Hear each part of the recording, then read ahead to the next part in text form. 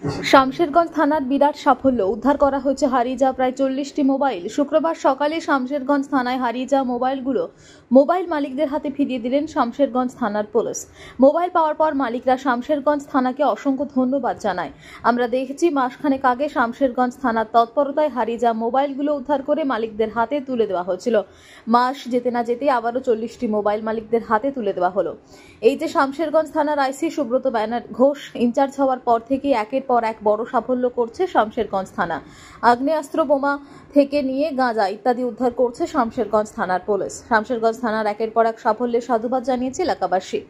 আমাদের শামশেরগঞ্জ থানার উদ্যোগে গত এক মাসের মধ্যে যে সমস্ত মোবাইলগুলো এখানে বিভিন্ন এলাকাতে চুরি পুরি হয়েছিল বা হারিয়ে গেছিল, এরকম কিছু মোবাইল প্রায় 40টা মতন, এটা আমাদের শামশেরগঞ্জ থানা এরিয়ার যারা মালিক, সেই সমস্ত মোবাইলগুলো আমরা ফিরিয়ে দেওয়ার জন্য আজকে প্রেস মিট করা হয়েছে। খুব ভালো। আমার প্রায় 11 তারিখ সময় দিয়েছে, 1 মাস মতো হলো। 1 মাসের মধ্যে আমি মোবাইল পেয়ে তাতে আমি খুব স্যাটিসফাই। 16 মাস থেকে এই যে আজকে শামশেরগঞ্জ থানা থেকে পেলেন মোবাইলটা, কেমন লাগছে?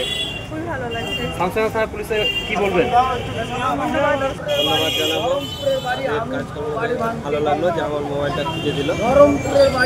চুরি করে গেছিলাম 6 মাস আগে, আজকে পেলাম।